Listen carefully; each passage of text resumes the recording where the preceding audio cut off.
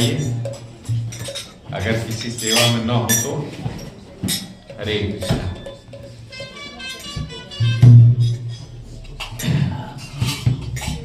जय राधा माधव कुंज बिहारी, जय राधा माधव कुंज बिहारी, जय राधा माधव जय कुंज बिहारी, जय राधा माधव बिहारी, जय गोपी जन वल्लभा, जय गिरिवरधारी, गोपी जन वल्लभा,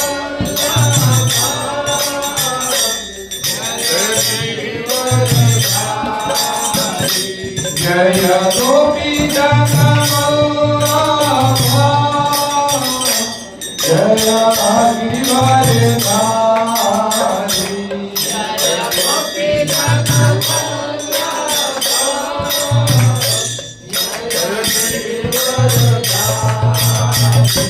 जय यशोदानंदन व्रज जनरंजना,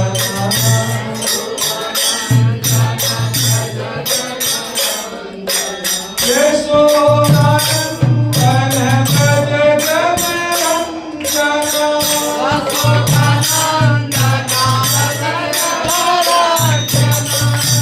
यमुना तीरा वनचारी,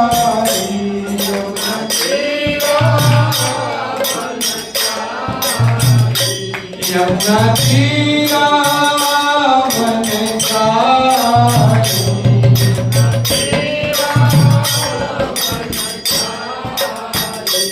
जय राधा माधव जय कुंज बिहारी,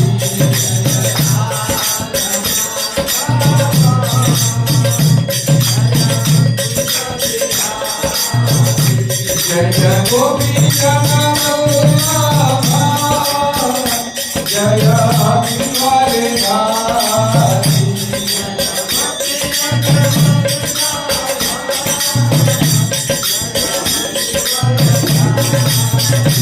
जय यशोदानंदन व्रज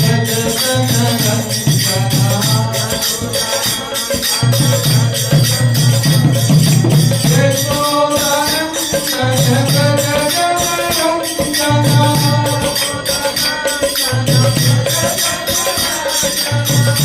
यमुना तीरा वनचारी,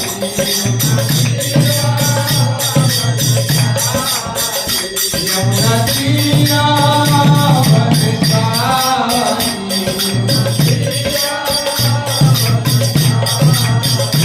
जय राधा माधव जय कुंज बिहारी,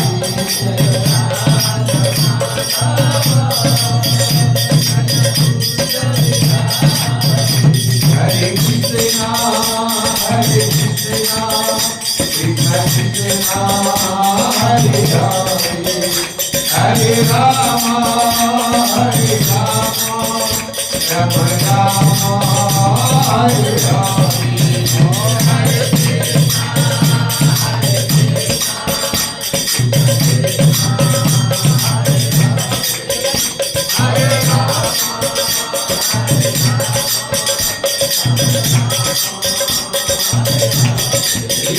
हरे कृष्णा कृष्ण कृष्णा हरे हरे, हरे Ram Ram Ram Hare Hare.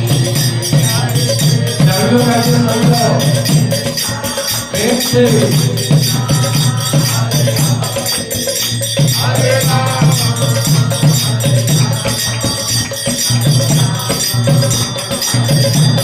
Hey!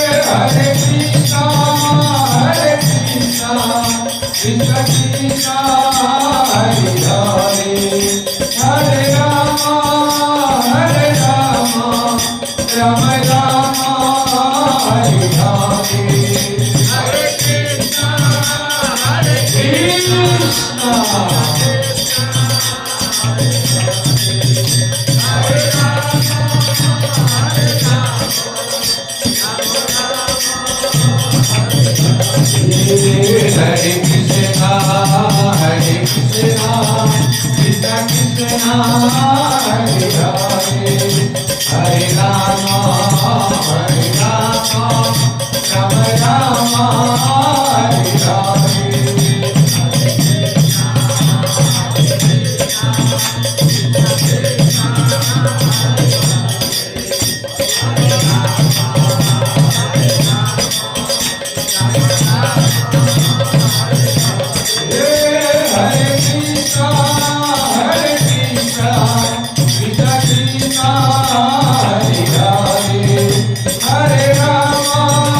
Hare Rama, Rama Rama,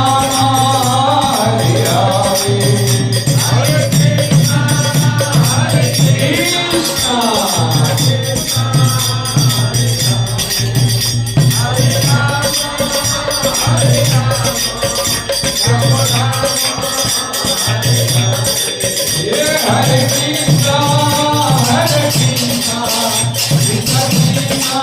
Hare.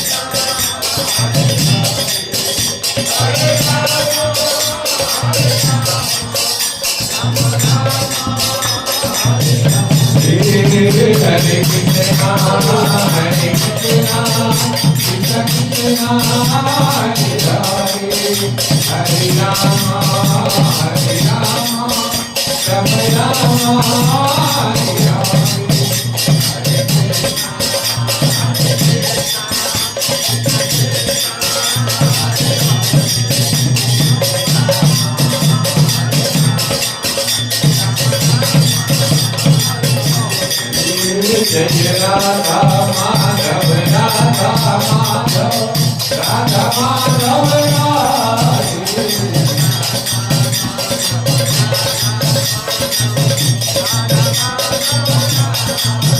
Jai Krishna Balaram Krishna Balaram Krishna Balaram Jaya Vrindavan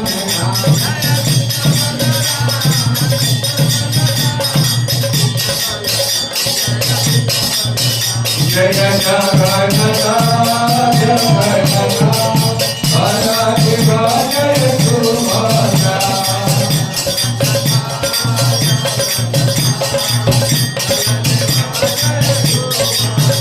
Oh Jagannath Swami Jagannath Swami Jagannath Swami Swami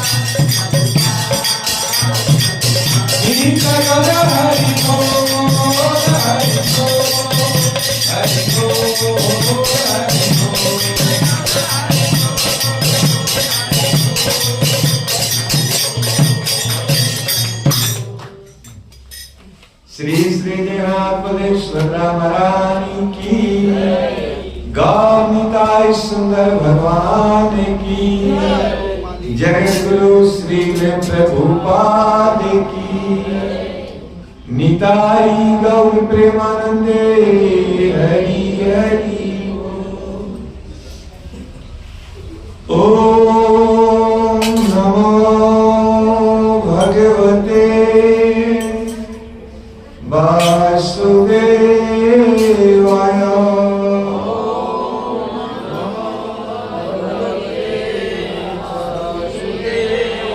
ओम नमो भगवते वासुदेवाय।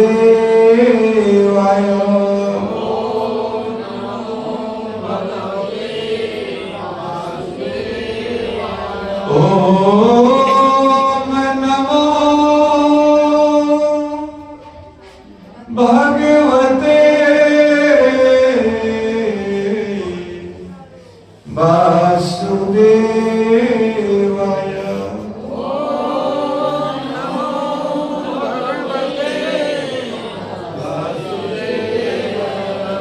ओम ज्ञानतिमिरन्धस्य ज्ञानाञ्जनशलाकया चक्षुरुन्मीलितं येन तस्मै श्रीगुरुवे नमः।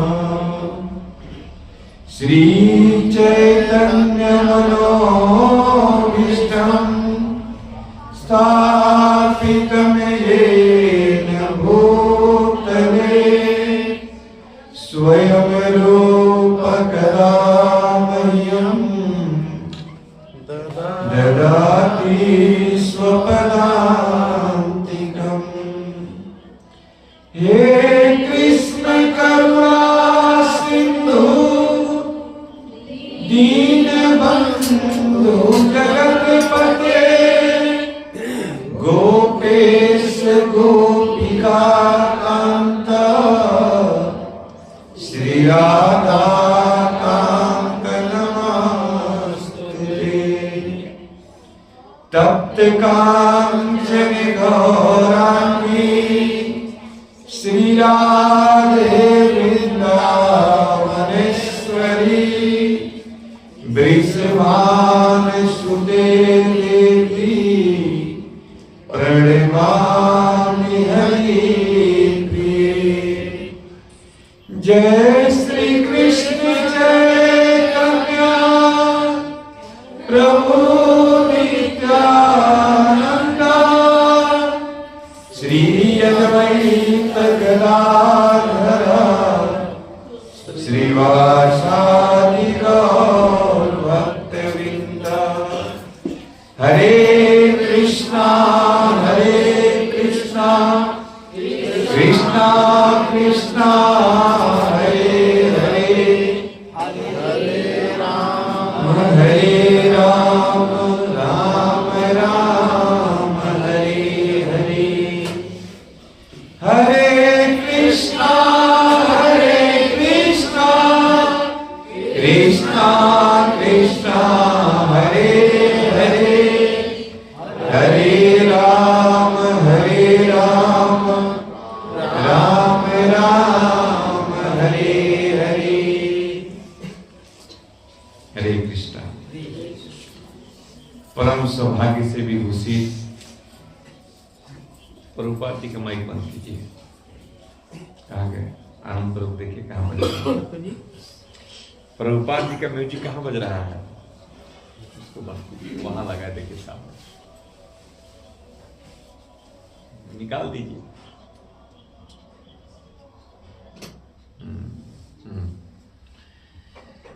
परम सौभाग्य से विभूषित श्री श्री जगन्नाथ बलदेव सुभद्रा महारानी श्री श्री गौर निताय सुंदर भगवान जी के श्री चरण कमलों में बैठकर श्री प्रभुपाद की महती अनुकंपा से आज अपने घर बैठे हम लोग भागवतम के दिव्य कथा लीलाओं को सुनने का अवसर प्राप्त हो रहा है। बहुत बड़ी कृपा है और विशेष पात्र के धन्यवाद हैं आप लोग। इतनी ठंड में भी है ना यहाँ पर आए हैं। यह प्रमाणित करता है कि निश्चित तौर पे कहीं ना कहीं अपने लक्ष्य को प्राप्त करने के प्रति, कृष्ण प्रेम के प्रति कहीं ना कहीं श्रद्धा है, तभी कोई जीव इस ठंड में भी यहाँ आकर बैठकर सुन सकता है, नहीं तो बड़ा मुश्किल है। पादो यदीयो प्रथमा द्वितीयो, बोलिए पादो यदीयो प्रथमा द्वितीयो तृतीय तुर्यो कथितो यदुरु,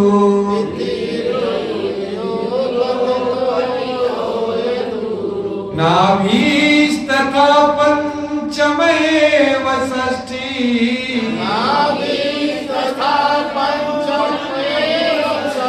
भुजान्तरं दो जुगलं तथान्यो,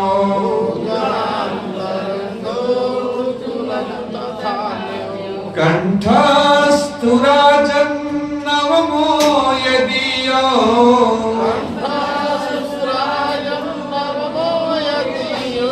मुखारविन्दं दशमा प्रफुल्ला,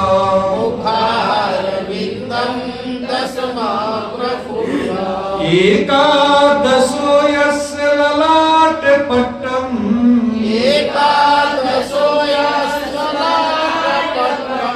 शिरोऽपि यद् द्वादश एव भाति,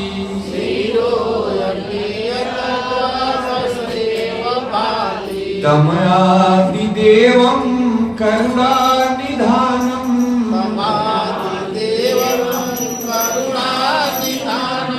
तमालवर्णं सुहितावतारम्,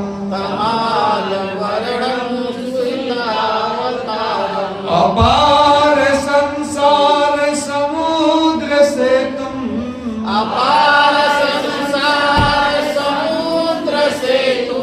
भजामहे भागवत स्वरूपम्,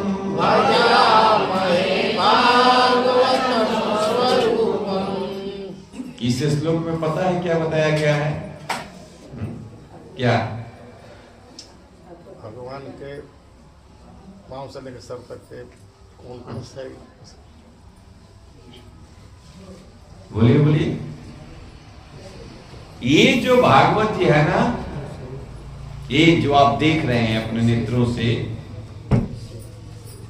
ये साक्षात भगवान का स्वरूप है, साक्षात ब्रजेंद्र नंदन भगवान श्री कृष्ण है भागवत। इसलिए मीना माता जी का भागवत चला गया, बड़ा ही सुंदर तरीका से भागवत जी को लाल कपड़े में बांधकर, फूल भागवत जी के ऊपर चढ़ाकर, और ऐसा भाव था कि हरिनाम कीर्तन करते हुए हम भागवत जी को घर में लेकर जाएंगे। जब भागवत की कथा होती है कई 7 दिवसीय, तो जब भागवत जी की शोभा यात्रा निकलती है तो भागवत जी को लाल कपड़े में बांधकर जो यजमान होते हैं अपने सर के ऊपर लेकर भागवत जी को पूरे गांव में घुमाया जाता है। इसके बाद लाकर भागवत जी को स्थापित कर दिया जाता है, और फिर कथा के समाप्ति के बाद भागवत जी को वहां से कीर्तन करते हुए घर में पधराया जाता है। तो ये भागवत जी जिनकी कथा हम लोग रोज सुनते हैं, ये साक्षात भगवान श्री कृष्ण का वांग्मयी सब अवतार है। भगवान के कई एक अवतार होते हैं। कलिकाले नाम रूपे, कृष्ण अवतार, कलयुग में भगवान का एक अवतार नाम के रूप में होता है, जिस नाम को हम लोग रोज जप करते हैं। इसीलिए कहा जाता है कि जप करते समय बहुत सावधान रहना चाहिए, बहुत सावधान रहना चाहिए जप करते समय, क्योंकि उस समय हमारा संबंध डायरेक्ट भगवान के साथ होता है। उसी तरह से भगवान का एक अवतार शब्द के रूप में होता है, शब्द अवतार, शब्द ब्रह्म, जो भागवत के रूप में हम लोगों के बीच में उपस्थित है, जिसमें बताया गया है कि पादो यदीयो प्रथम द्वितीयो, भागवत का प्रथम और द्वितीय स्कंद जो है भगवान श्री कृष्ण के पादों चरण है। भगवान के 2 पैर है ना, ये 2 पैर भागवत के प्रथम और द्वितीय स्कंद है। पादो यदीयो प्रथम द्वितीयो,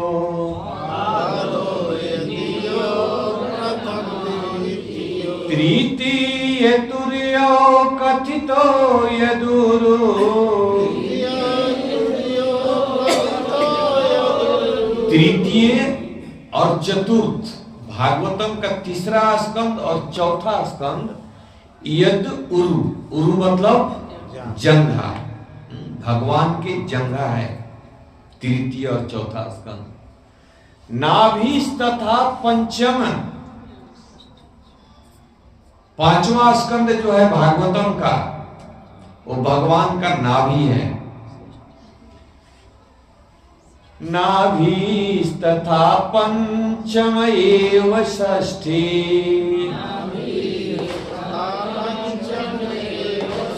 भुजान्तरम 2 जुगलम तथान्यो,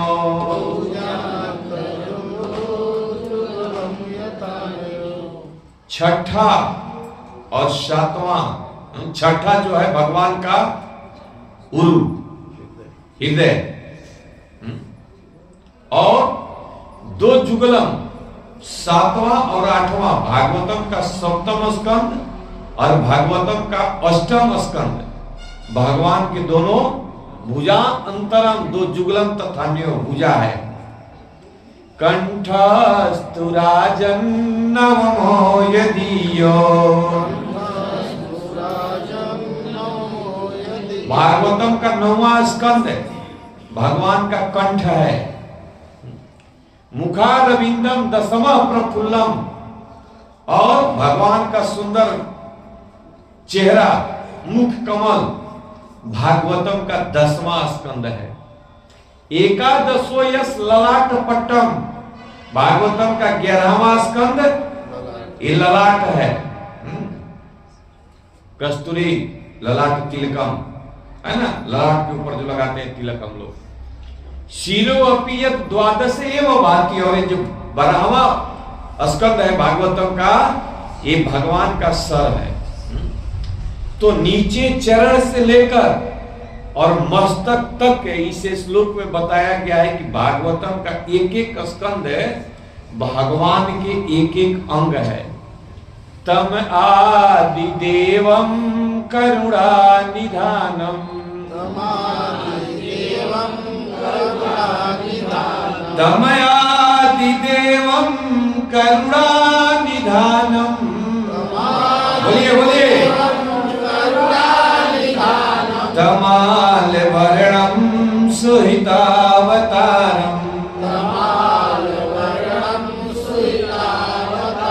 अपार संसार समुद्र से तू,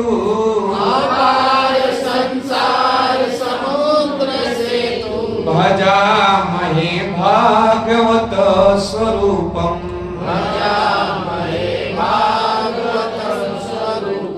यह संसार कैसा है तो कहते हैं कि समुद्र सेतु के समान है, जिसको पार करना किसी भी जीव के लिए संभव नहीं है, चाहे वो कितना भी कुशल तैराक क्यों न हो।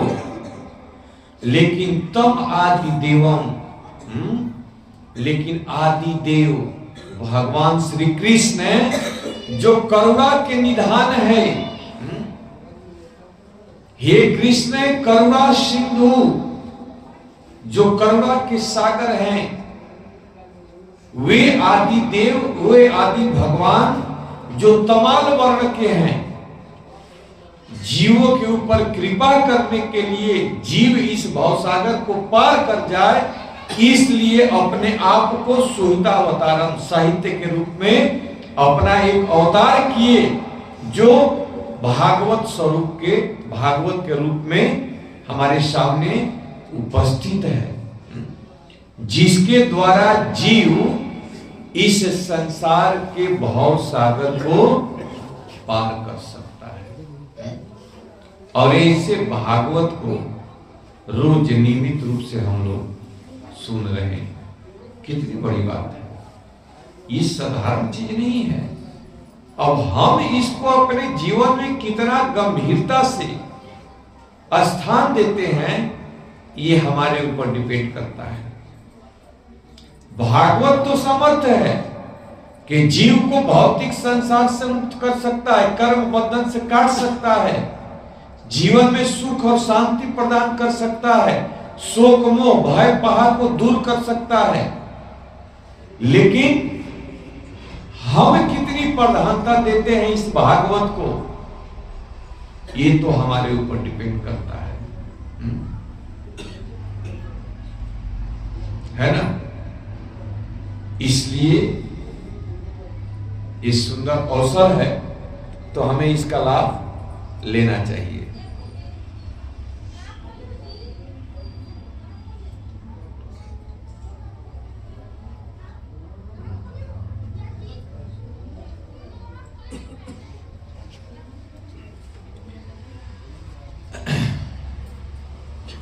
आज का टॉपिक यही है। इदं शरीरं परिणाम पेशलम्, इदं शरीरं परिणाम पेशलम्, पता तपस्यं सतसन्धि जर्जरम्,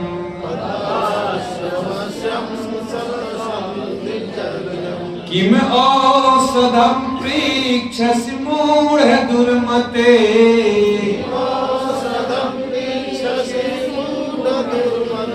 निरामयं कृष्ण रसायनं पिब,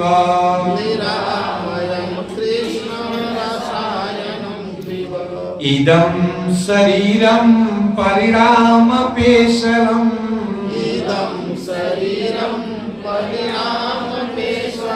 पता तवस्यं सतसन्धि जर्जरम्,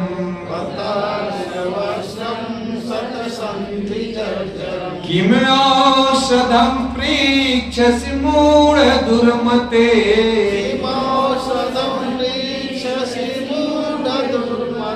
निरामयं कृष्ण रसायनं पिब,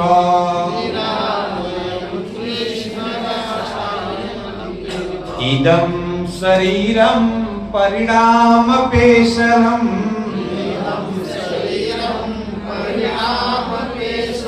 पता तवस्यं सतसन्धि जर्जरम्, किम औषधं प्रीक्षसि मूढ़ दुर्मते,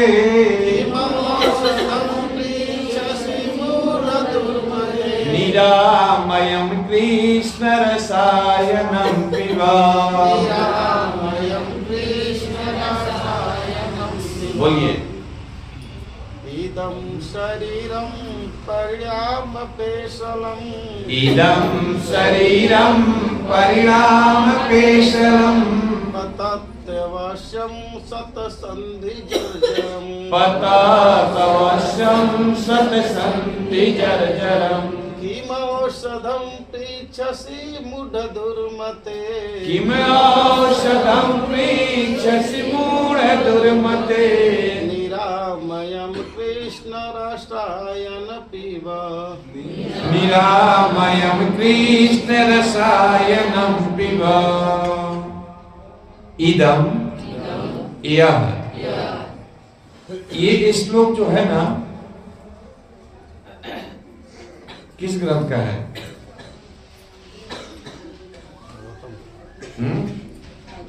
भागवतम का नहीं है, मुकुंद माला स्रोत कुलशेखर अलवार ने इस ग्रंथ की रचना की है और इसी ग्रंथ से हम लोग उस रविवार को भी एक श्लोक लिए थे, याद है?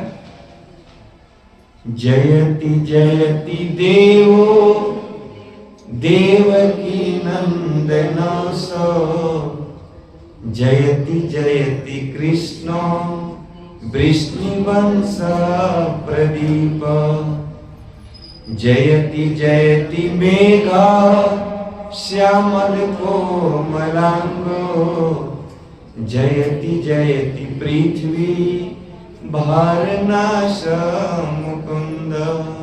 ये श्लोक नहीं हुआ था अगले रविवार को? गाने में इतना सुंदर लगता है कि तो ऐसे ही याद हो जाना चाहिए। इतना बार बोलो भाई सुंदर ग्राम प्रभु कि यहीं पर याद हो गया। और उसी मुकुंद माला श्लोक का ये अगला श्लोक है 37 नंबर। एक बार बोलिए।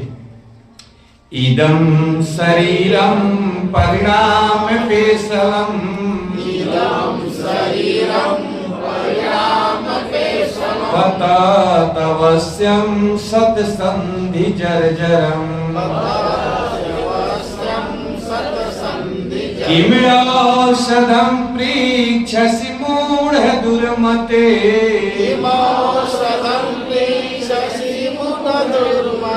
निरामयं कृष्ण रसायनं पिब,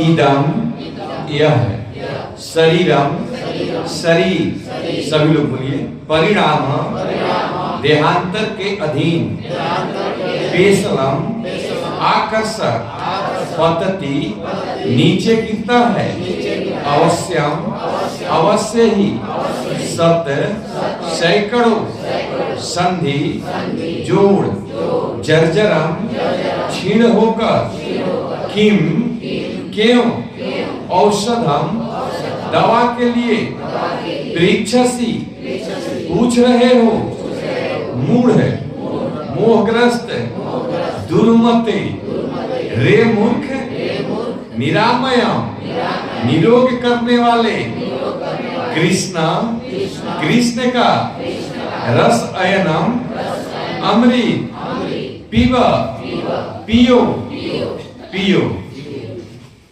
अनुवाद इस प्रकार से है। इस शरीर का सौंदर्य क्षणिक है, इस शरीर का सौंदर्य क्षणिक है, और बुढ़ापे में जब इसके सैकड़ों जोड़ ऐंठ जाएंगे तो इसकी मृत्यु होनी निश्चित है। तो फिर मोहग्रस्त मूर्ख तू क्यों दवा मांग रहा है? बस कृष्ण अमृत को ग्रहण कर, जो अचूक उपचार है। समझ रहे कितनी सुंदर बात बिलामंगल ठाकुर कह रहे हैं। ये भागवत का श्लोक नहीं है प्रभु जी, वही मुकुंद माला स्रोत का श्लोक है।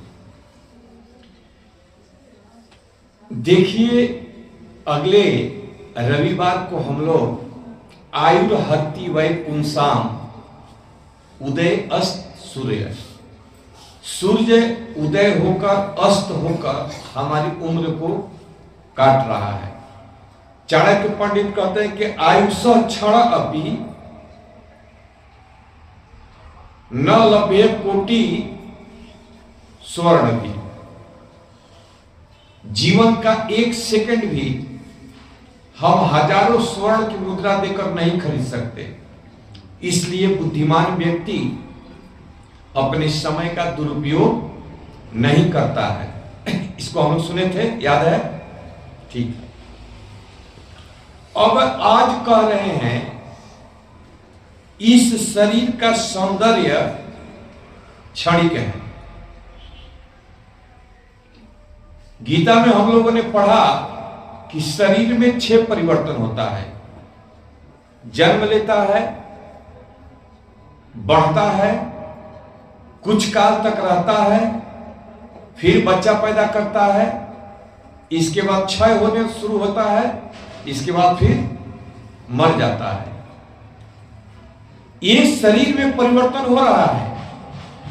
आपने जन्म लिया मां के गर्भ से, फिर बच्चे से जवान हुए, कुछ साल तक जवानी पर स्थिर रहते हैं, इसके बाद फिर विवाह शादी होता है ना, बच्चे होते हैं, फिर धीरे धीरे उम्र ढलने लगता है और फिर एक समय आता है मृत्यु हो जाती है। तो कहते हैं कि इस शरीर का सौंदर्य क्षणिक है और बुढ़ापे में जब जर्जर, कहते हैं कि सतसंधि जर्जरम, जितने भी ज्वाइंट है, हाथ के ज्वाइंट में दर्द करने लगा, घुटना का ज्वाइंट दर्द करने लगा, कमर का ज्वाइंट दर्द करने लगा, है ना, नहीं लीवर की बात नहीं की, सत जर्जरम, सारे ज्वाइंट में दर्द होने लगा बुढ़ापे में।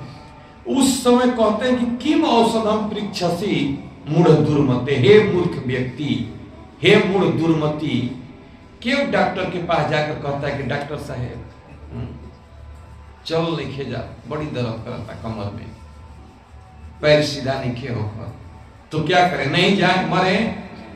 तो कहते हैं कि कृष्ण रसायनम पीवा, अरे ऐसी ये औषधि है पंडित जी कृष्ण रसायन, कृष्ण कथा ऐसी अमृत है, अचूक दवा है, अचूक दवा। हो सकता है डॉक्टर के द्वारा दिया गया दवा कभी काम न करे, या जब खाएंगे तभी काम करेगा, बाद में फिर छोड़ देंगे तो फिर दर्द शुरू हो जाएगा, लेकिन एक ऐसी औषधि है जिसको लेने के बाद फिर दोबारा दर्द नहीं होगा। तो विलोक मंगल ठाकुर कहते हैं कि क्यों डॉक्टर के पास जाकर कहते हो कि डॉक्टर साहब दवाई नहीं, चल लिखे जा, इसलिए कि बुढ़ापा होगा, बुढ़ापा में सारे ज्वाइंट में दर्द होंगे। देखिए बड़ी सुंदर है बात आचार्य बताते हैं कि 4 प्रकार का दुख बहुत भयंकर है, जन्म, मृत्यु, और इस जन्म और मृत्यु के बीच में है जरा और व्याधि। जरा कहते हैं बुढ़ापा को, और बुढ़ापा जो है ना बहुत कष्टकारी है, बहुत कष्ट होता है। बुढ़ापा इतना कष्टकारी है कि मैं अपने लिए और आप सबके लिए संदेश बता रहा हूं। ऐसा नहीं कि मैं यहां से कह रहा हूं तो मेरे लिए वो संदेश नहीं है। बुढ़ापा इतना कष्टकारी है कि समझिए कि जब बूढ़े होने के बाद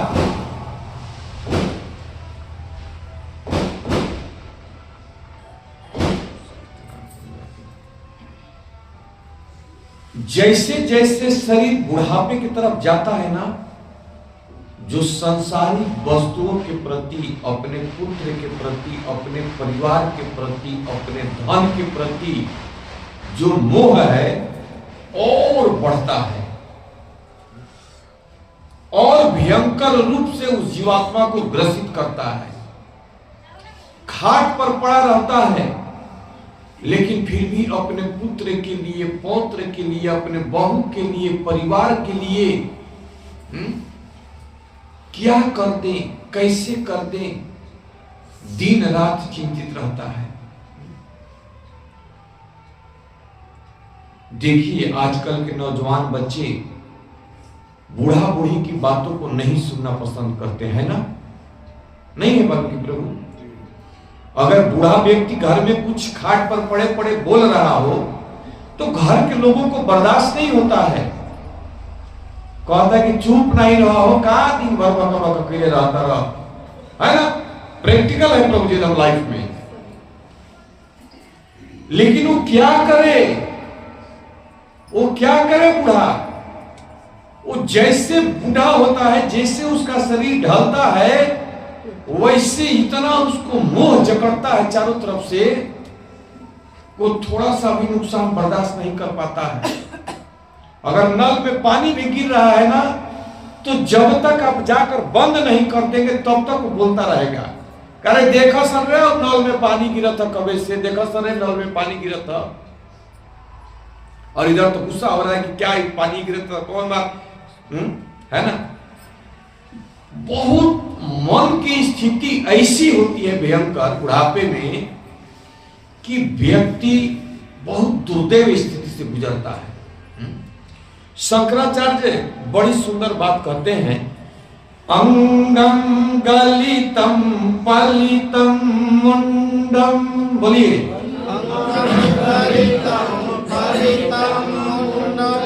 दसमा विकसनम जातम तुंडम,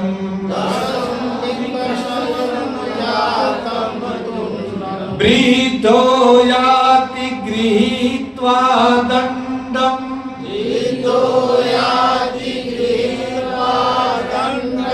तदपि न मुंचति आशा पिंडम,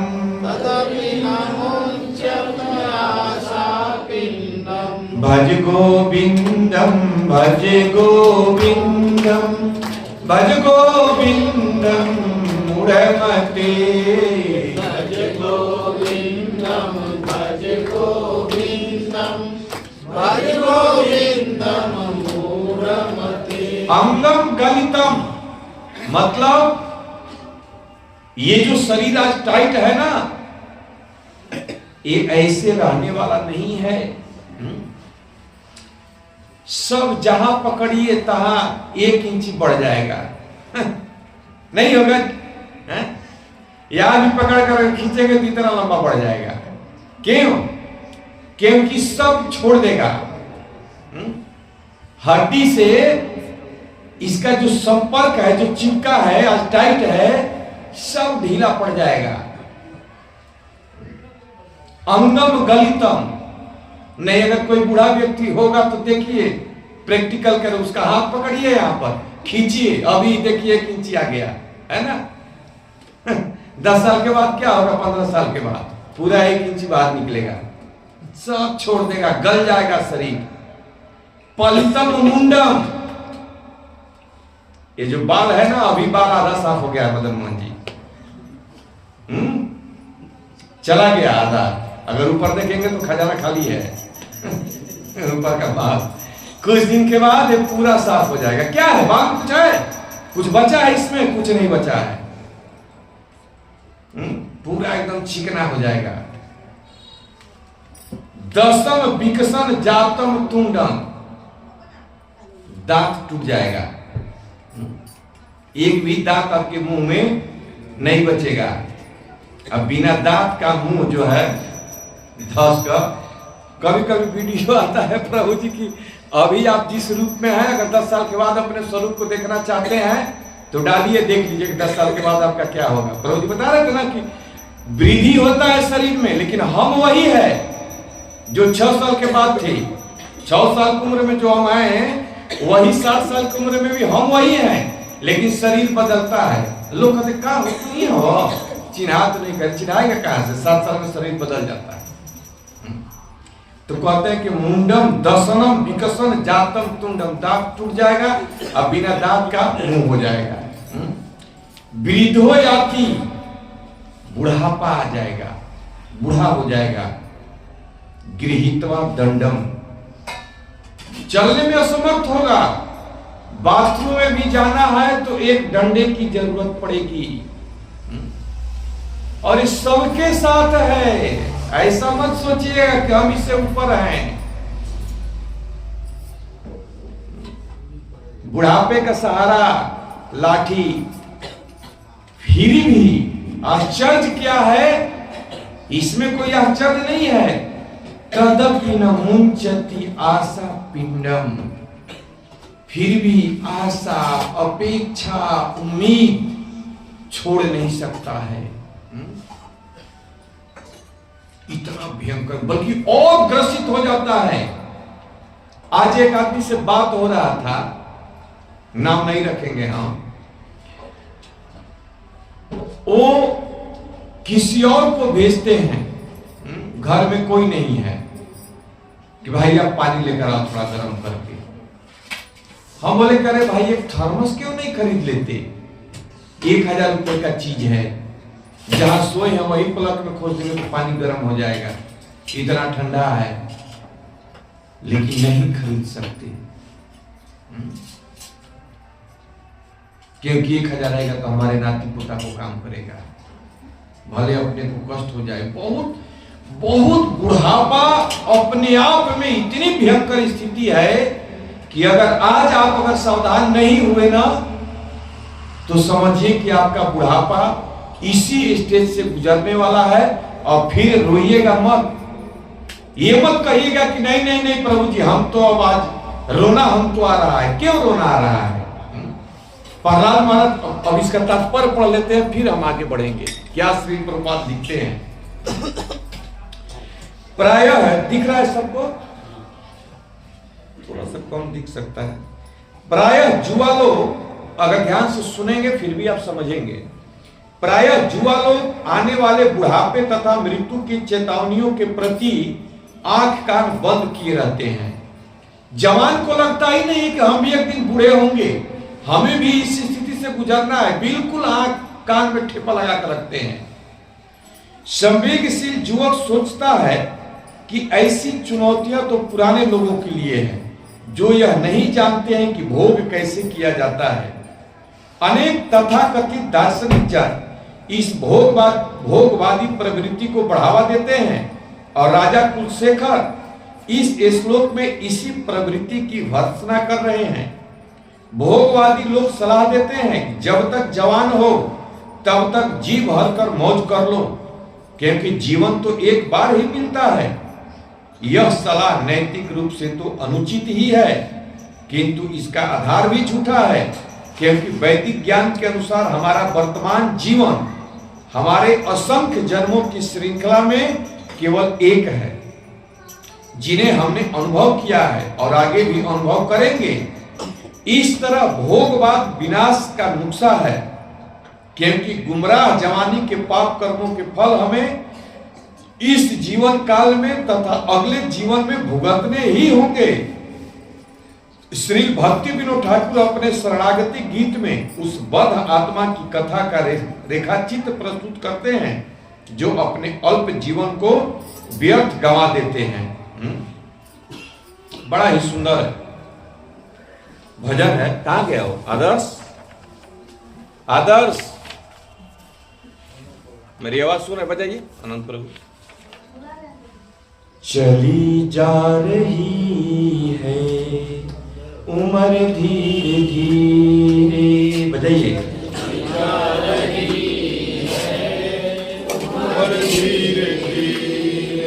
पल पल आठो पहर धीरे धीरे, पल पल आठो पहर धीरे धीरे, चली जा रही है उम्र धीरे धीरे, चली जा रही है उम्र धीरे धीरे।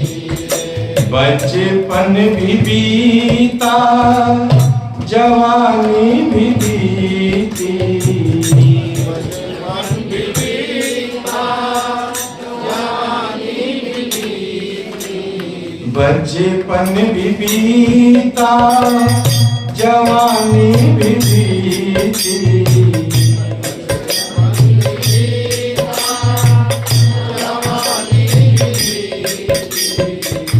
होगा बुढ़ापे का असर धीरे धीरे, होगा बुढ़ापे का असर धीरे धीरे, चली जा रही है उम्र धीरे धीरे, चली जा रही है उम्र धीरे धीरे। बुराई से अपने मन को हटावे, बुराई से अपने मन को हटावे, बुराई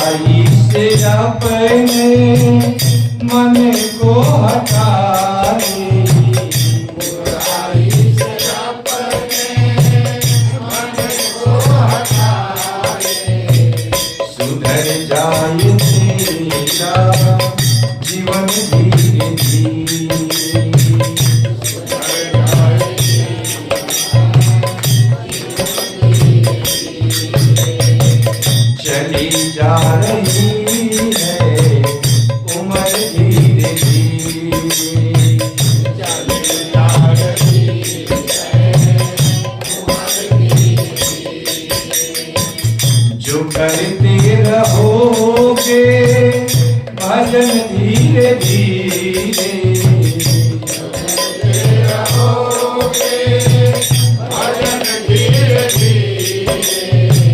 जो करते रहोगे भजन धीरे धीरे,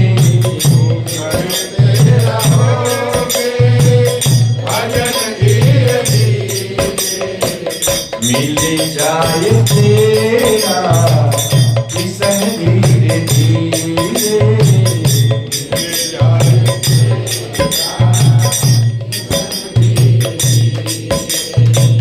जो कर चली जा रही है उम्र धीरे धीरे,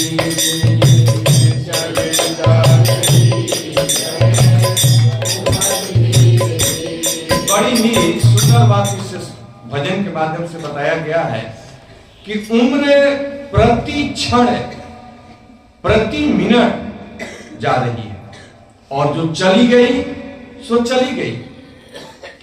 इसलिए बचपन भी बीत गया, जवानी भी बीत गई और धीरे धीरे धीरे धीरे हम बुढ़ापे की तरफ अग्रसर हो रहे हैं। इसलिए बुद्धिमान मनुष्य तुरंत अपने जीवन से बुराइयों को हटाता है और अपने जीवन में अच्छाइयों को लाने का प्रयास करता है। किसके द्वारा? भजन के द्वारा। जितनी तीव्रता से वो भजन में नियुक्त होता है, भजन करता है, उतना ही जल्दी उसकी बुराई समाप्त होती है और जीवन में अच्छाई का समावेश होता है। वही बात यहां पर कहते हैं कि भक्ति विनोद ठाकुर अपने शरणागति गीत में बहुत ही सुंदर रेखांकित करते हैं, जो अपने अल्प जीवन को व्यर्थ गंवा देते हैं। मैं सांसारिकता रूपी दारू विष को अमृत समझकर पी गया और अब मेरे जीवन का सूरज अस्त हो रहा है। मतलब कि मैं बुढ़ापे को प्राप्त कर गया, इतनी जल्दी बुढ़ापा आ गया और सारा सुख जाता रहा। रोग से विदलित, दुखित तथा क्षीण हुआ मैं अपनी समस्त इंद्रियों को निर्बल पा रहा हूं। मेरा शरीर छिन्न भिन्न हो चुका है और समाप्त प्रायः है और मेरा उत्साह तरुणाई के आनंदों के अभाव में समाप्त हो गया है। चूंकि मुझ में रंच भर भी भक्ति नहीं है और मैं समस्त बोध से विहीन हूं, इसलिए भला अब मेरे लिए कौन सा आश्रय रह गया है। हे प्रभु, हे पतितों के मित्र, केवल आप ही मेरी सहायता कर सकते हैं। निश्चित रूप से मैं पतित हूं, महाअधम हूं, अतः आप मुझे उबार कर अपने चरण कमलों में रख लें। राजा कुलशेखर उस मूर्ख वृद्ध पुरुष की भर्त्सना करते हैं जो अपने गिरते स्वास्थ्य के लिए कोई औषधि ढूंढना ही एकमात्र उपाय मानता है। इस भौतिक जगत में कोई भी औषधि बुढ़ापे तथा रोग को रोक नहीं सकती। भले ही आधुनिक एलोपैथिक दवाएं कुछ काल के लिए लक्षणों को ढांक ले, एकमात्र औषधि जिससे वास्तव में राहत मिल सकती है वह कृष्णामृत अर्थात कृष्ण भावना अमृत है। वृद्धा अवस्था में कृष्ण के स्थान पर पूर्णतया डॉक्टरों पर निर्भर होना मेरी मूर्खता होगी। भारत में तीर्थ स्थानों में, विशेषतया वृंदावन में, वृद्ध लोगों में भक्ति भाव का बोध देखा जा सकता है। वहां पर भोर होते ही वृद्ध लोग अत्यधिक भक्ति के साथ मंदिरों में जाते दिखते हैं। सैकड़ों वृद्ध पुरुष शारीरिक अक्षमताओं के बावजूद परिक्रमा करते हैं। कुछ लोगों का शरीर बिल्कुल झुका हुआ रहता है। कोई यह आलोचना कर सकता है कि इन लोगों को पाश्चात्य चिकित्सा की सुविधा क्यों नहीं दी जाती, जिससे एक कुछ दिन और जीवित रहें या अपने कष्ट को कम कर सकें। किंतु वृंदावन के निष्ठावान बाबा जी तथा विधवाएं जो कृष्ण का दर्शन करने के लिए जय राधे बोलते हुए किसी तरह हर सुबह निकल पड़ते हैं, सचमुच भाग्यशाली तथा परम बुद्धिमान हैं। वे कृष्ण रसायन ग्रहण करते हैं, वह अमृत जो उन्हें कृष्ण धाम में शाश्वत जीवन प्रदान करने वाला है। वैदिक शास्त्रों की संस्तुति है कि इस अमृत को जीवन के प्रारंभ से किया जाए, किंतु यदि कोई प्रारंभ ऐसा नहीं कर पाया तो उसे ढलते जीवन में उसे पीना ही चाहिए और इस तरह बारंबार जन्म मृत्यु के रोग से छुटकारा पा लेना चाहिए। समझ रहे इस बात को? इसलिए प्रहलाद महाराज कहते हैं, कौमार आचरित प्राज्ञो धर्मान भागवतान यह दुर्लभम मानुषम जन्म तदपश्य ध्रुवम अर्थदम। इसलिए प्रहलाद महाराज कहते हैं कि भक्ति प्रारंभ से ही करना चाहिए, क्योंकि जितना सुंदर आप भजन करेंगे भगवान का ना, फिर बुढ़ापा आपको कभी स्पर्श नहीं कर पाएगा, जान लीजिए। नहीं तो बुढ़ापा में केवल रोने के सिवा और कुछ आपके हाथ में लगने वाला नहीं है। जिसके लिए आपने पूरा जीवन लगा दिया ना, वही व्यक्ति रुलाएगा। ममता का मोह ही तुझको रुला रहा है, भजन में सुने थे। कोई दूसरा रुलाने वाला नहीं है, अपने ही लोग रुलाते हैं। इसलिए ऐसी स्थिति से बचने के लिए केवल एक उपाय है, कृष्ण कथा का पान कीजिए, अपने जीवन में भजन कीजिए, इसके सिवा और कोई उपाय नहीं है। और भजन करने के लिए क्या उपाय है? तो कहते हैं कि भक्तों का संग। बिना भक्तों के संग के भजन हो नहीं सकता, बहुत दुर्दैव स्थिति है। क्योंकि बिना भक्तों की कृपा और बिना भक्तों के संग के भजन हो नहीं सकता। वाल्मीकि प्रभु, साधु संग नाम कीर्तन, बोलिए, आप सुनने मिलेगा। भागवत श्रवण मथुरावास श्री मूर्ति, श्रद्धाय सेवन। कहते हैं कि 5 साधु संग, नाम कीर्तन, भागवत श्रवण, मथुरावास और श्री मूर्ति श्रद्धाय सेवन। श्रद्धा से इसका सेवन करेंगे तो फिर आपकी भजन क्रिया जो है ना, वैष्णव के संगति में रहेंगे तो ऑटोमेटिक आपकी भजन क्रिया चलती रहेगी। क्योंकि बिना वैष्णव की कृपा के, बिना वैष्णव के चरण धूलि के ये संभव नहीं है। भक्त पद धूलि यारा, भक्त पद जन, भक्त भुक्त अवशेष, तीन महाबल। भक्तों के चरणों का रज, भक्तों के चरणों को धोया हुआ जल और भक्तों का छोड़ा हुआ उच्छिष्ट, 3 महाबल। कृष्णदास कविराज गोस्वामी जो चैतन्य चरितामृत के रचयिता हैं, वे तो कहते हैं कि वैष्णव का चरण रज हमारे सर का मुकुट ताज है, हमारे सर का श्रृंगार है वैष्णव का चरण रज। ऐसे बिना वैष्णव के कृपा के और बिना साधु संगति के हम भजन में प्रगति नहीं कर सकते। और ऐसे वैष्णव का अगर हम अपराध कर दें तब तो पूछिए ही मत।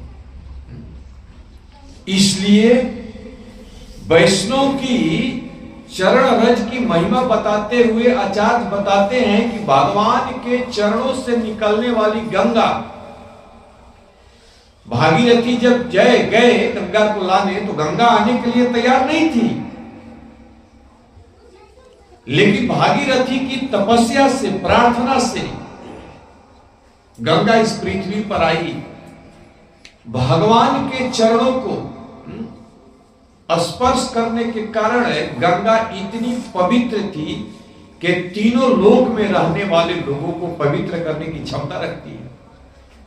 लेकिन ऐसी गंगा कहती है कि हे भागीरथी जी, सारे संसार के लोग अपना कचरा मुझ में डालेंगे, चाहे फैक्ट्री का कचरा हो और चाहे फटा चिट्ठा कपड़ा हो, खिलौना हो या फिर मल मूत्र हो। इसलिए कहा जाता है कि पवित्र नदियों में स्नान करने के बाद अपने छोड़े हुए कपड़े को नहीं निचोड़ना चाहिए और ना साबुन लगाकर पवित्र नदियों में स्नान करना चाहिए।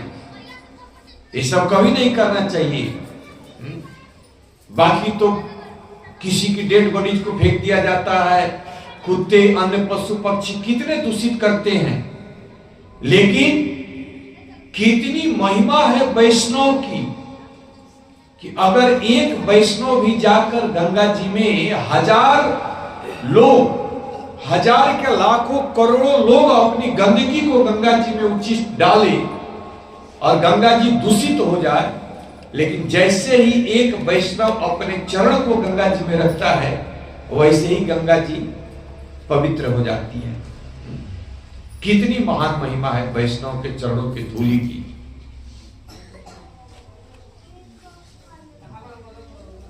और बहुत सुंदर है, क्या नाम है उनका, एक प्रभु जी का नाम हमें स्मरण नहीं आ रहा है, हाँ अमरेंद्र प्रभु। अमरेंद्र प्रभु जी बहुत सुंदर बात बता रही थी कि हम किस प्रकार से वैष्णव की संगति को प्राप्त करेंगे, वैष्णव की कृपा को हम किस प्रकार से प्राप्त करेंगे, आचार्यों की कृपा को हम किस प्रकार से प्राप्त करेंगे। इसके लिए 5 टिप्स देते हैं। पहला कहते हैं कि उनकी वाणी और उनके ग्रंथ के माध्यम से जो भी हमारे पूर्ववर्ती आचार्य उपदेश देते हैं, प्रवचन देते हैं, कथा देते हैं, अगर कोई व्यक्ति उनकी शिक्षाओं को, उनकी वाणी को, उनके प्रवचनों को या उनके द्वारा लिखित ग्रंथों का पठन पाठन करता है तो उसे उस आचार्य की प्रत्यक्ष संगति प्राप्त होती है। देखिए क्या बताया हमने, पहला पॉइंट बताएंगे कोई भी बात। अभी हमने पहला पॉइंट क्या बताया,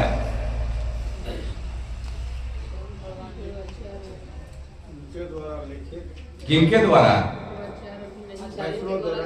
हाँ जो पूर्ववर्ती हमारे आचार्य हुए, जो सिद्ध साधु हुए, उनके उपदेशों को, उनके प्रवचनों को, उनकी शिक्षाओं को या उनके द्वारा लिखित ग्रंथों को अगर हम पढ़ते हैं तो उनके साथ हमारा डायरेक्ट प्रत्यक्ष समागम होता है, प्रत्यक्ष संग प्राप्त होता है।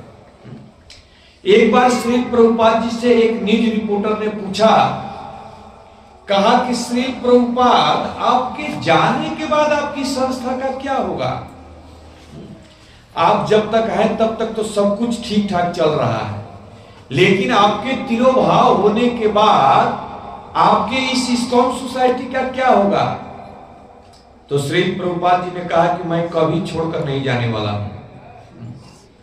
डंके की चोट पर कहा श्री प्रभुपाद जी ने कि मैं कभी छोड़कर जाने वाला नहीं हूं। मैं आज भी इन ग्रंथों में शब्द के रूप में मैं विद्यमान हूं। इसीलिए कहा जाता है कि बुक रीडिंग कीजिए, क्योंकि बुक्स रीडिंग के माध्यम से हम श्री प्रभुपाद जी का डायरेक्ट संग करते हैं। आचार्य कहते हैं कि श्री प्रभुपाद जी के शब्द एक एक व्यक्ति के लिए उपदेश है और उनका पत्र है, उस भक्त के नाम से पत्र है, लेटर है। ऐसा नहीं कि श्री प्रभुपाद जी आज नहीं है, श्री प्रभुपाद जी ने जो तात्पर्य लिखा प्रत्येक श्लोक के ऊपर, ये एक एक व्यक्ति के लिए श्री प्रभुपाद जी के साथ प्रत्यक्ष समागम है, प्रत्यक्ष रूप से संग है। और हर एक व्यक्ति के लिए, अगर हम कहते हैं अपने आप को कि हम इस्कॉन के हैं, श्री प्रभुपाद के हैं, तो हमें श्री प्रभुपाद के ग्रंथों को पढ़ना चाहिए। और श्री प्रभुपाद के ग्रंथों को पढ़ने से हमें आज भी जो आनंद, जो सुख श्री प्रभुपाद जी व्यास आसन पर बैठकर, यहां पर बैठे जैसे आप लोग बैठे हुए हैं, मैं बोल रहा हूं, ऐसे श्री प्रभुपाद जी जो प्रवचन करते थे, वही प्रवचन इन शब्दों के रूप में हमारे साथ, आपके साथ भी कर रहे हैं। अगर हम इन श्री प्रभुपाद के तात्पर्यों को पढ़ेंगे तो हमें श्री प्रभुपाद की प्रत्यक्ष संग करने का अवसर प्राप्त होगा। दूसरा, इन आचार्यों के द्वारा स्थापित जो श्री विग्रह है, इन विग्रहों की सेवा के द्वारा, क्योंकि ये आचार्य प्राण प्रतिष्ठा करते हैं विग्रहों में, और प्राण प्रतिष्ठा के द्वारा श्री कृष्ण को उन विग्रहों में स्थापित करते हैं। इसलिए जब कोई एक लंबे समय तक इन विग्रहों की सेवा करता है तो इन विग्रहों के साथ उनका एक संबंध स्थापित हो जाता है। और जैसे ही कोई उन विग्रहों को देखता है तो जिस आचार्य ने उस विग्रह को स्थापित किया, उस आचार्य के साथ उसका एक संबंध स्थापित होता है। जैसे वृंदावन में हम लोग जाते हैं तो राधा गोविंद देव मंदिर का दर्शन करते हैं। राधा गोविंद देव मंदिर को किसने स्थापित किया था, बताइए? रूप गोस्वामी।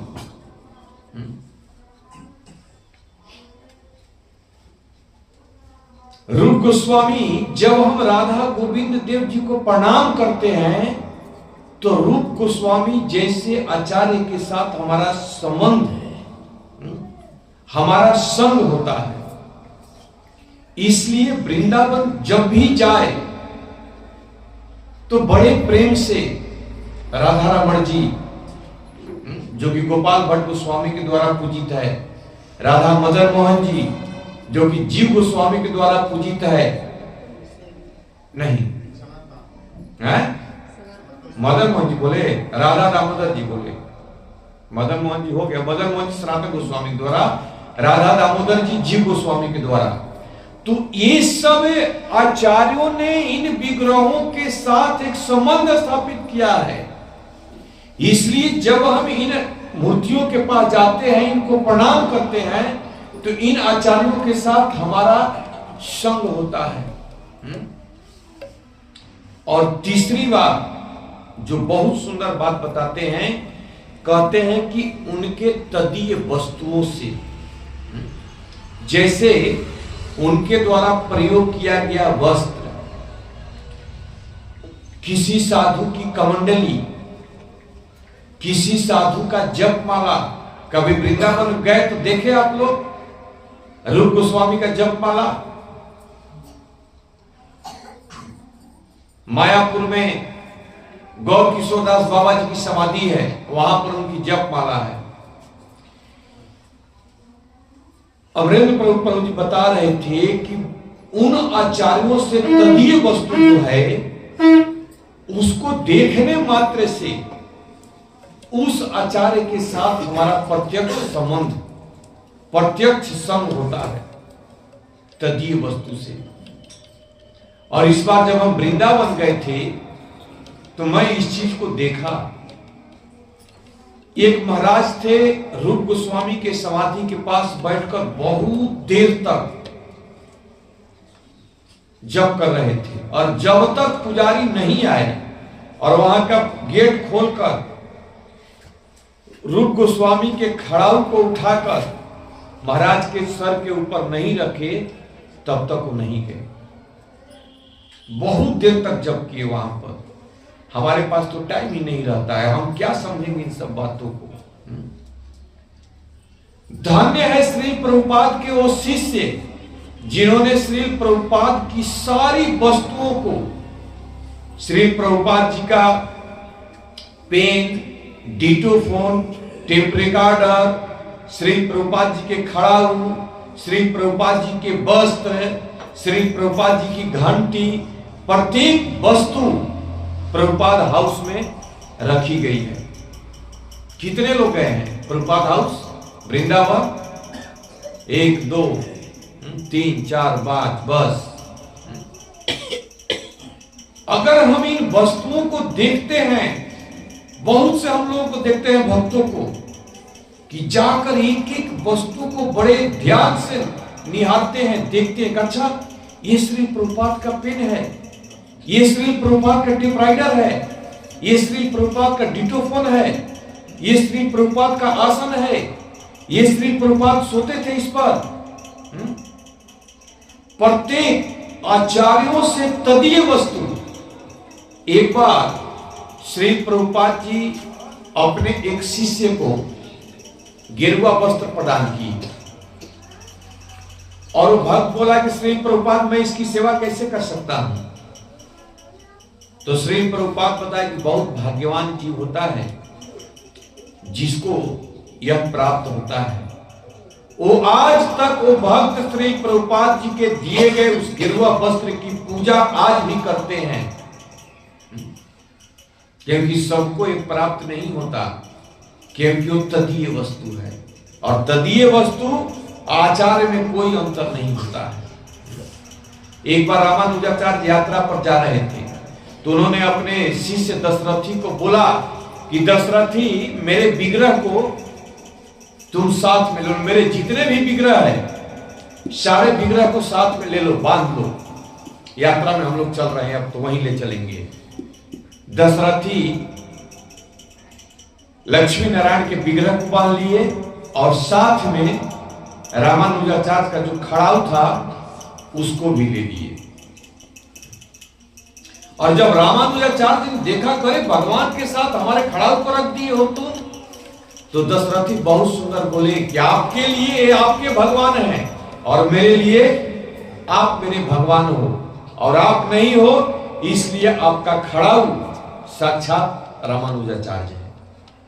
तो आचार्यों की झोली माला, आचार्यों की कंठी, आचार्यों की प्रत्येक वस्तु, तदीय वस्तु को देखना, उसको छूना आचार्यों के साथ बैठने के समान है। अब ये बहुत तात्विक बात है, आप कितना समझ पा रहे हैं तो आप ही जाने, लेकिन बहुत इंपॉर्टेंट से साधक के लिए, भक्ति में प्रगति करने के लिए। हम तो इसकी महिमा जानते ही नहीं थे, हमें तो कोई इससे मतलब ही नहीं है, बस मेला में धक्का खाए जा रहे हैं, आओ सनम जाओ सनम लगा हुआ है। लेकिन साधना क्या होती है, भक्ति क्या होती है, कैसे वर्धन करना है इसको तो कुछ ज्ञान ही नहीं है। जाते हैं, झुकते देखते हैं, इसके बाद क्या देखे क्या नहीं देखे 2 मिनट बाद पूछ दीजिए तो कुछ पता नहीं कि क्या देखे। इसलिए आचार्य कहते हैं कि कानों से सुनना चाहिए धाम की महिमा। आज मैं जीवन में माता जी पहली बार मैं इन सब बातों को सुना, हमें भी नहीं पता था कि आचार्यों के तदीय वस्तु इतनी इंपॉर्टेंस होती है। कोई उस खड़ाऊ का स्पर्श करा दे, रूप गोस्वामी की जपमाला को हम देख ले, रूप गोस्वामी का प्रभुपाद, इसलिए भक्त जाता है तो पहले इस्कॉन मंदिर में प्रभुपाद हाउस में घुसता है, प्रभुपाद जी की वस्तुओं को देखता है, निहारता है। हमें तो कोई मतलब ही नहीं है उससे। और इन वस्तुओं का संग करना डायरेक्ट रूप से उस आचार्य की संगति है। और चौथा, 3 क्या क्या बताए? फर्स्ट बोलिए, पहला हाँ, आचार्यों के द्वारा दिए गए उपदेश और उनके ग्रंथों का पठन पाठन के द्वारा हम उन आचार्यों की संगति प्राप्त करने का लाभ प्राप्त करते हैं। दूसरा, आचार्यों के द्वारा स्थापित जो अर्च विग्रह है उनकी सेवा करके हम उन आचार्यों का संग, उनकी कृपा को प्राप्त कर सकते हैं। तीसरा, आचार्यों की तदीय वस्तु जैसे उनकी जपमाला, उनकी खड़ाऊ, उनका कंठी, उनका वस्त्र, उनका पेन, उनका टेप रिकॉर्डर, जो भी उनसे संबंधित वस्तुएं हैं उसका दर्शन करने मात्र से उस आचार्य की संगति, उस आचार्य की कृपा को हम प्राप्त करते हैं। चौथा, जिस कमरे में जहां पर वो रहते हैं, जो उनका भजन कुटीर है, ऐसे स्थान पर बैठकर भजन करना, जप करना, यह डायरेक्ट कृपा प्राप्त होती है। जैसे जब इस्कॉन के भक्त राधा दामोदर मंदिर में जाते हैं तो राधा दामोदर मंदिर में प्रभुपाद रूम है, जहां पर श्री प्रभुपाद जी लिखते हुए बैठे हुए हैं। वहां पर भक्त बैठकर जप करते हैं।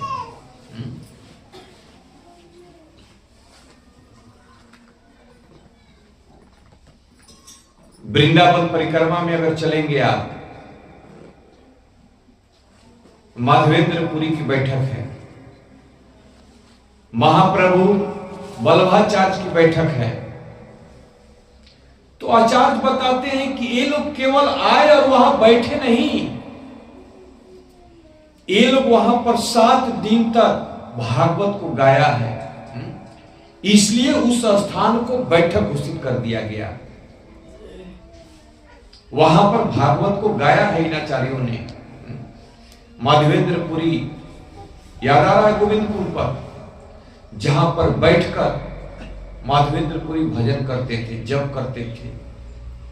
तो जिस स्थान पर हमारे पूर्ववर्ती आचार्य बैठकर साधना किए हैं, जप किए हैं, ऐसे स्थान पर, ऐसे उनके कुटिया में, ऐसे उनके निवास स्थान पर बैठकर भजन करना, उनके साथ डायरेक्ट प्रत्यक्ष हमारा संग होता है।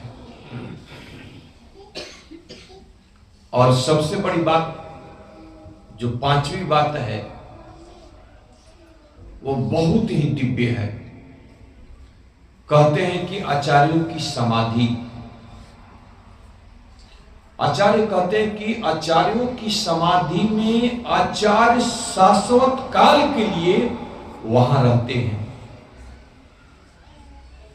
और एक बार की घटना अमरेंद्र प्रभु बता रहे थे कि श्री प्रभुपाद जी ने अपने जीवन में इस प्रसंग को केवल एक बार बोला है। जिस समय श्री प्रभुपाद जी संन्यास लिए और संन्यास लेकर राधा दामोदर मंदिर में बैठकर टीका लिख रहे थे भागवत के ऊपर,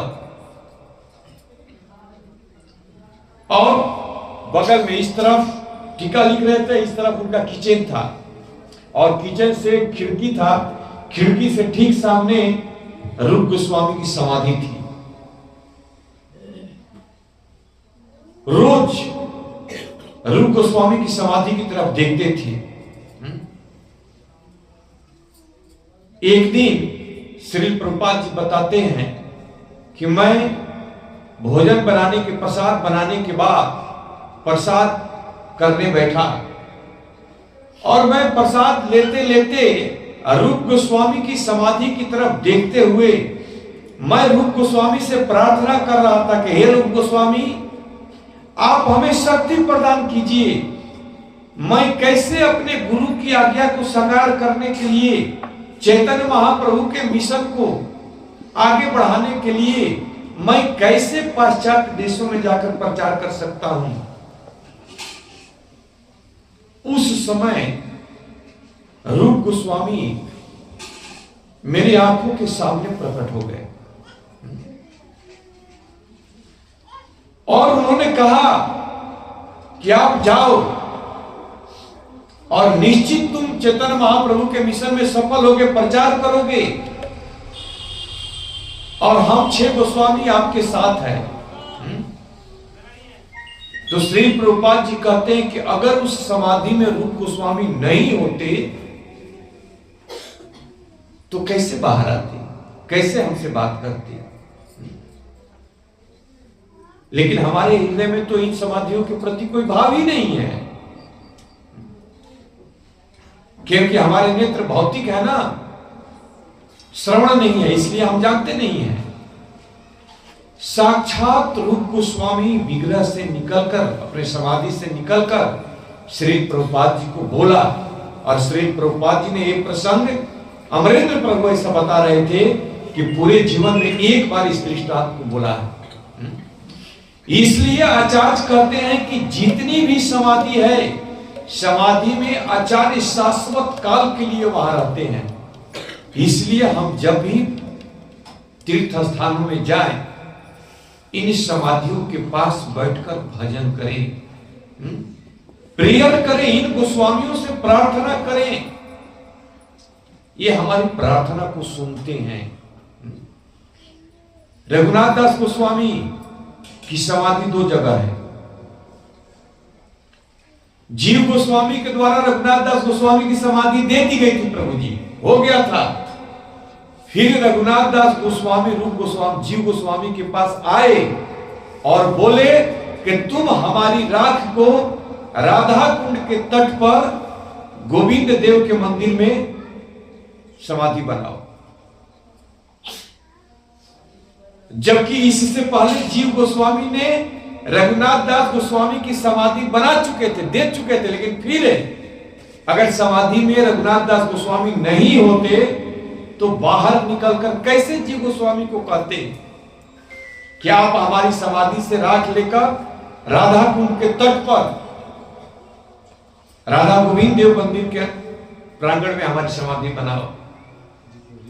तो आचार्य कहते हैं कि इस समाधि में आचार्य सनातन काल के लिए रहते हैं और वो अपने भक्तों के भाव को सुनते हैं और स्वीकार करते हैं।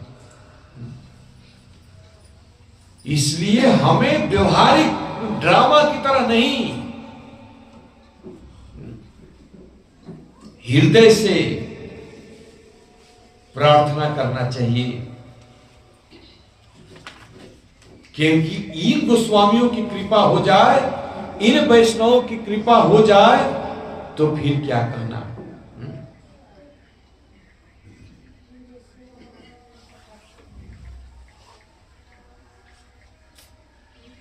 इस प्रकार से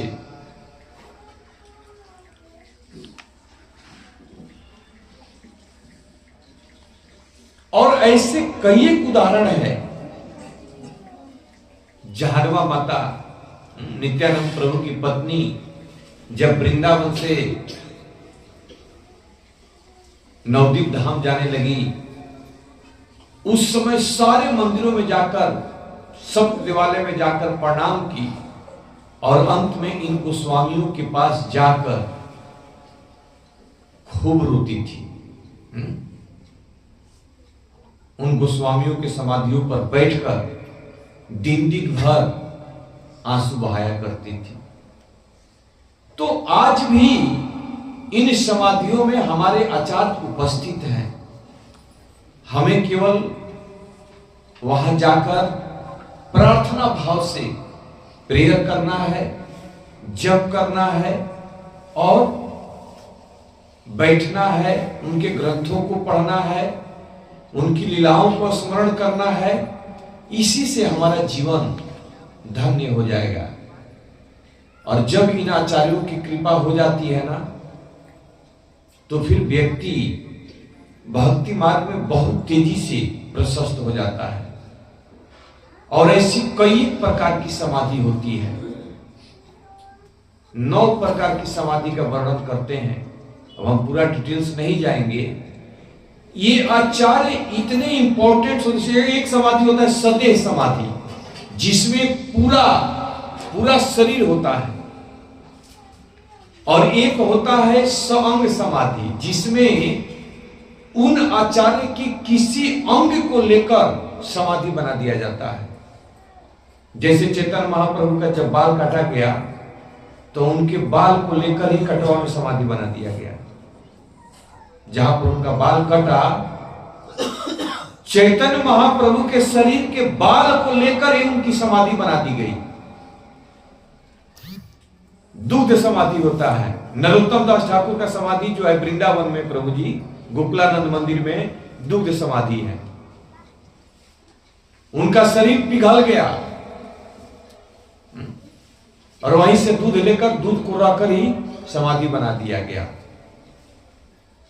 अंग समाधि, नाखून समाधि बता रहे थे प्रभु जी कि गदाधर पंडित की दंत समाधि है। कोई भी उस आचार्य के शरीर का कोई भी एक अंग मिल जाए, समाधि हो जाती है, बन जाता है तुरंत समाधि। गदाधर पंडित का दंत समाधि है। जैसे अंतिम समय में अगर कोई माला पहना है, कोई आचार्य अगर माला पहने हैं और उस माला का एक पुष्प मिल जाए तो पुष्प समाधि हो जाता है, वहां पुष्प समाधि बना दिया जाता है। तो कई एक प्रकार की समाधि होती है। तो मैं इस बात को इसलिए बता रहा हूं कि हम सब साधक हैं, हम सब भक्त हैं।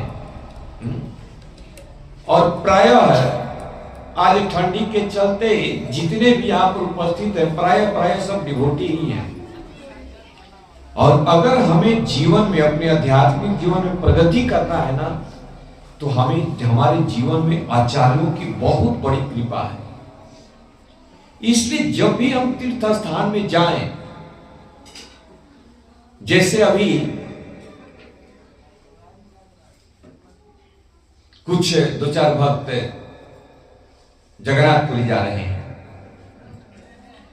तो जगन्नाथपुरी में हरिदास ठाकुर की समाधि है। हरिदास ठाकुर की भजन स्थली है।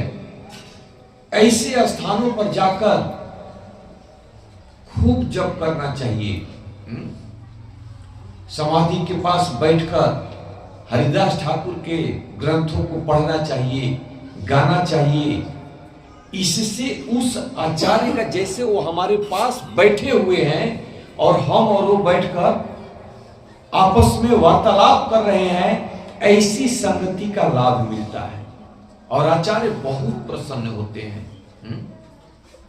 तो जीवन में जब भी मौका मिले, जब भी समय मिले, इन आचार्यों की संगति कृपा को अगर प्राप्त करना है तो ये 5 प्रकार का ऑप्शन है, जिसके माध्यम से हम आज भी इन आचार्यों की कृपा को, इनके आशीर्वाद को प्राप्त कर सकते हैं। इनके साथ हम संग अनुभव कर सकते हैं, ऐसा आचार्य निर्धारित करते हैं, बताते हैं। और मुझे लगा कि ये बात जानना चाहिए, क्योंकि जब तक हम जानेंगे नहीं तो उस वस्तुओं के प्रति हमारे हृदय में भाव नहीं आएगा। आज मायापुर से फोटो, वहां पर जो गौर किशोरदास बाबा जी महाराज हैं, उनका जप माला देख रहे हैं ना, जगन्नाथ बाबा जी महाराज समाधि मंदिर, नवदीप, वेस्ट बंगाल, ये माला है उनकी। इस पर जगन्नाथ दास बाबा जी महाराज जप करते थे। तो एक तदीय वस्तु है और इस माला के दर्शन मात्र से जगन्नाथ दास बाबा जी महाराज का संग, प्रत्यक्ष संग प्राप्त होता है। ये माला रघुनाथ दास गोस्वामी का है, वृंदावन। रघुनाथ ने रूप गोस्वामी का जप माला है। ये खड़ाऊ है रूप गोस्वामी का। और जब हम इन सब वस्तुओं को देखते हैं तो आचार्य कहते हैं कि जैसे रूप गोस्वामी हमारे सामने बैठे हो, ये रूप गोस्वामी के तदीय वस्तु है, प्रत्यक्ष संग प्राप्त होता है। कितनी बड़ी बात है। आज भी हम इन आचार्यों का संग प्राप्त कर सकते हैं, आज भी। और इससे आचार्यों की कृपा हम डायरेक्ट ले सकते हैं। कितनी सुंदर बात है। इसलिए जब भी आप धाम में जाएं, वृंदावन जाएं, कहीं तीर्थ स्थान में जाएं, तो बड़े श्रद्धा और आदर के साथ इसका सम्मान करें, दर्शन करें, पूजा करें, यही हमारे जीवन में जीवन की पूर्णता है। हरे कृष्णा। तो मैंने इस सत्र को लिया था थोड़ा जल्दी में, और हमें बहुत अच्छा लगा ये चीज, क्योंकि अभी प्रथम बार मैंने भी इन सब बातों को जाना, तो हमें लगता है कि भक्तों के बीच में भी इसे शेयर करना चाहिए, बताना चाहिए, क्योंकि जब हम श्रवण करते हैं ना, तो उसके प्रति हमारे हृदय में भाव उमड़ कर आता है। और जब कभी जीवन में मौका मिलता है तो हम बड़े ही एकाग्र चित्त, जैसे हम कभी वृंदावन गए तो प्रभुपाद हाउस में जाइए और प्रभुपाद जी की एक एक वस्तुओं को आप देखिए। इस जीवन में भी आपको प्रभुपाद जी की संगति का लाभ मिलेगा। जैसे प्रभुपाद जी आपसे कुछ शेयर करना चाहते हैं, कुछ आपसे बात करना चाहते हैं, कुछ आपको बताना चाहते हैं, है ना? ठीक है। हरे कृष्णा।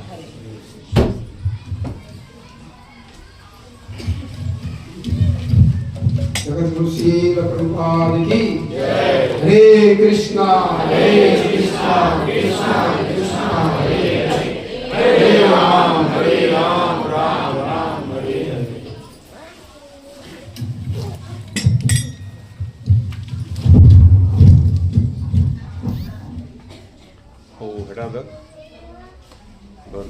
हरे कृष्णा। पहला सूचना है कि दिनांक 7 तारीख को हमारे विवेक प्रभु जी के घर पर उनके माता जी का शरीर छूट गया है। उसके उपरांत 7 तारीख को ब्राह्मण भोज है, जिसमें सभी भक्त माता प्रभु जी सबको आमंत्रित है, सबको आमंत्रित है वहाँ पर। और 10 बजे से कीर्तन होगा और 12 बजे से प्रसाद होगा सभी लोगों के लिए। तो सभी लोग मंगलवार को 7 तारीख को वहाँ पहुँचे। संडे सेवा में सेवा मिला है आज का भुवनेश्वर सिंह 500 रुपया, रतन सेठ 151, उषा त्रिपाठी माता जी ब्लॉक जिनके भाई साहब ने दिए 500, रीता माता जी 100 रुपया, संजय दुबे जी 1 बोला चावल दिए। तो हम सभी भक्तों से निवेदन करेंगे जो किसान हैं वो चावल 50 केजी 1 कुंटल जो भी उनके पास है जमा करवा दे, क्योंकि हमारे भंडारा में चावल कम हो गया।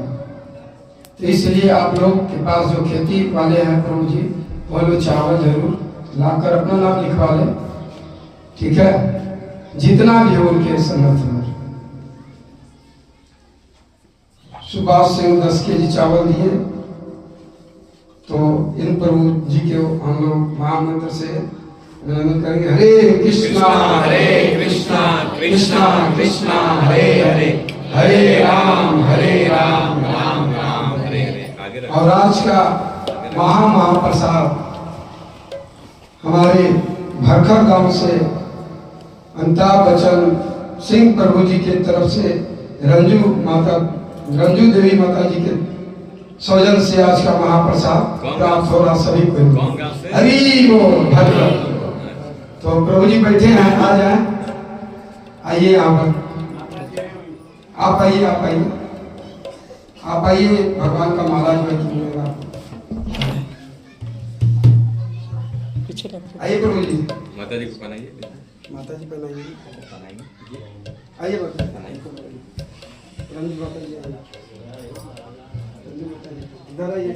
हरे कृष्णा कृष्णा कृष्णा हरे हरे, हरे राम राम राम हरे हरे।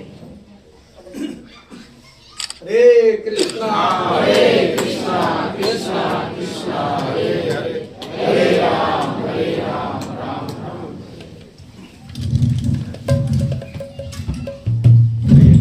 देखिएगा।